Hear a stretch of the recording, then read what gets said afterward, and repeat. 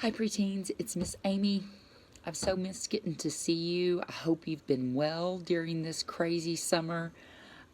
Last week Valeria talked to you about a crazy king that we find in the book of Daniel. And this week's lesson, we come back to King Nebuchadnezzar in the book of Daniel. He's still crazy, has an insane ego, an insane temper, and we see that on full display in Daniel chapter 3. So what I want to do is just jump right into that. And if you're feeling a little bit more chill and studious, then roll with that. Get out your own Bible, turn to the book of Daniel, and read chapter 3. But if you're feeling a little bit more open to being silly this morning, then keep watching, because what we have queued up for you is a rendering of Daniel chapter 3 by the Skit guys. I don't know if you've ever come across the Skit guys before, but they're two guys that are very talented that try to use those talents to grow our faith, as they say, one laugh at a time. They've actually come to our church before and put on a big show for our youth ministries comedy night, where we raise money for the youth, and we had so much fun with them then. And I came across their resources online and thought, why not have a little fun with it this morning and let the Skit guys bring our Bible story to us through their playing out of it. So watch their rendering of Daniel chapter 3 here.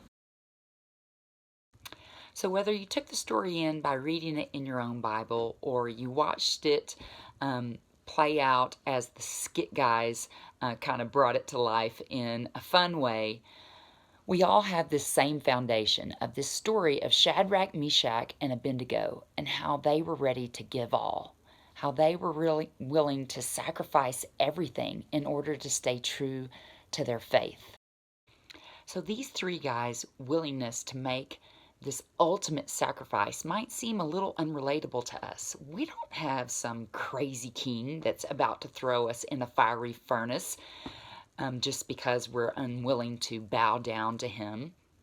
But stick with me, because, if we jump forward to the book of John and Jesus and what Jesus had to say about laying down your life for others, I think we can find a tie-in to our own lives and being faithful in the midst of sacrifice.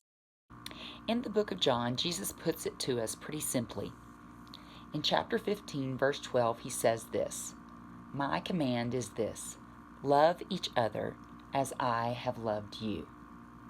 Greater love has no one than this, that he would lay down his life for his friends." And that's what Jesus did. He laid down his life for all of us. And again, this may seem like such a far reach, but I think we can think of it in smaller, simpler terms. Jesus didn't just lay down his life on the cross, but he also did it the whole time he was here on earth, in small acts of love and in small acts of obedience to God, by just being willing to be patient with his friends. Love is patient, right? Love is kind.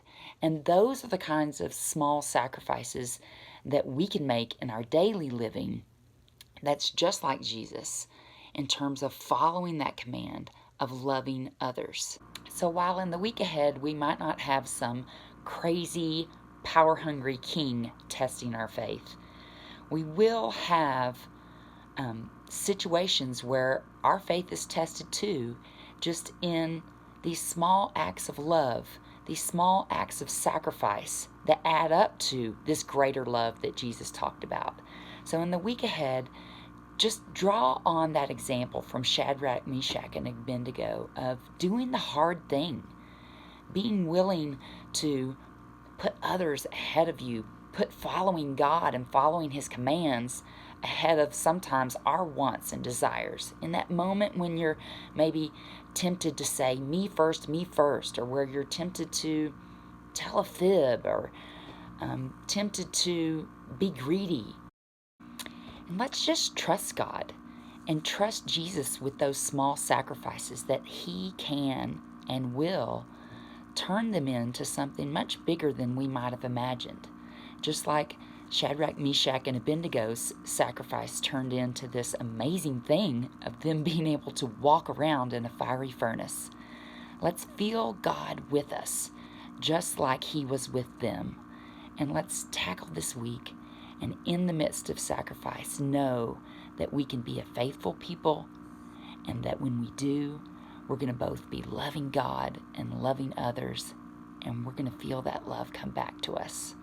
That's my prayer this week, that you will feel that love come back to you in the midst of sacrifice and in the midst of crazy things, crazy times, starting school online or starting it in person in the midst of a pandemic, that you're going to feel God walking with you, and you're going to choose the hard thing and the sacrifice and find love in the midst of it.